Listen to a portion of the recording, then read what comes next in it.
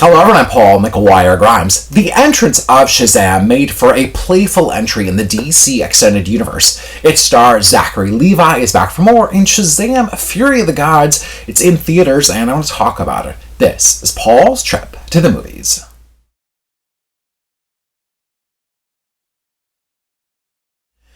The character of Billy Batson is played by two actors, Asher Angel, who inhabits the teenage version, and then Zachary Levi once the character morphs into the superhero version, Shazam. Now, as we saw at the end of the first film, Billy and his friends have all accepted their new superpowers as superheroes and are kind of keeping their identities under wraps. Now, that gets a bit more complicated when Helen Mirren and Lucy Liu show up as the daughters of Atlas, Hespera, and Calypso. They wreak havoc at a museum, reclaiming their staff of power. Now, by day, Billy and his friends are just trying to live that teen life at school, which actually means a meet cute for Billy's friend Freddie, who's played by Jack Dylan Grazer.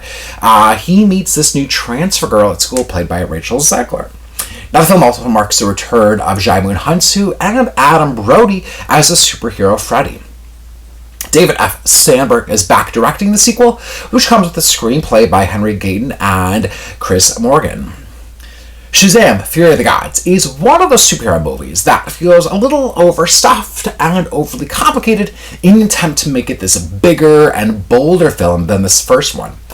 Now, this style is certainly one that comes with a lot of humor, I think aimed at a younger crowd than, say, the darker tones of Zack Snyder's DC movies, or even James Gunn's Suicide Squad characters.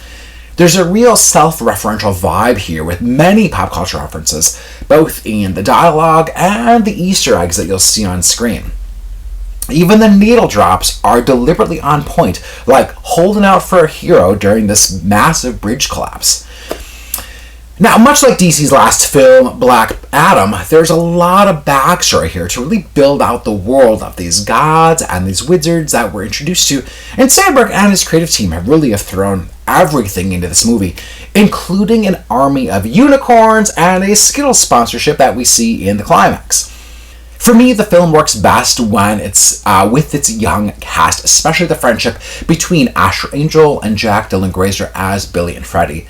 The chemistry that they all have together is really felt on screen as there's just a lot of charm and care that these young actors have for their characters.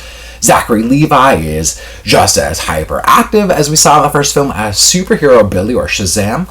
And we see him in turmoil here as he's really aging out of the foster care system and really desperate to keep his friend group together to be the superheroes that they're meant to be.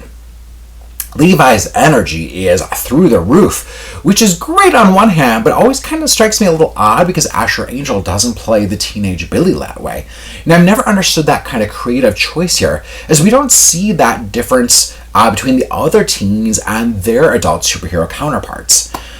Now, Helen Mirren, though, makes for a really great Greek goddess turned villain, and there's some noteworthy effects with Rachel Zegler's character who can alter astral planes and dimensions. Shazam! Fury of the Gods should still play well for fans. I think they're really going to enjoy the sequel, but for me, it just is all very kind of silly when all is said and done. Yes, there is a big cameo at the end of the film, so don't let it get spoiled, but I do think it's a little unnecessary. I'm giving Shazam! Fury of the Gods 2.5 out of 5 ticket stubs. If you like Shazam, check out my YouTube channel. I got to interview Zachary Levi, Asher Angel, Jack Dylan Grazer, and director David F. Sandberg. I think you're really going to enjoy those interviews. Paul's Trip to the Movies is brought to you by Popped Corn. If you want to do a big DC movie marathon at home, go pick up some supplies at Popcorn. You could order online if you want to pick some up in advance. They've got a variety of flavors: sweet, salty, spicy, chocolatey, fruity, really anything to fit your taste buds. I do think that their fiery nacho would pair really well with this movie. It is pretty spicy. I really enjoy it. Or maybe you want to have a variety of flavors on hand to match each of the superhero characters. Go follow them on social media at PopcornMN and let me know what you think. I really enjoy their popcorn. And make sure to go see Shazam! Fury of the Gods at your local Imagine theaters. Comic book movies are meant to be seen on the big screen, so you don't want to miss out on that theatrical experience. Their Lakeville location has the biggest screen in Minnesota, so go see it there with Atmos sound. You want to just be surrounded by all that, especially for a movie like this. So go check it out. Let me know what you think of their movies, some of their food options. Follow them on social media too. Imagine MN, EMAGINEMN. They've got some really fantastic programming and events coming up for some upcoming releases, including John Wick Chapter 4. So stay tuned for that. I'll go and share that on my social as well.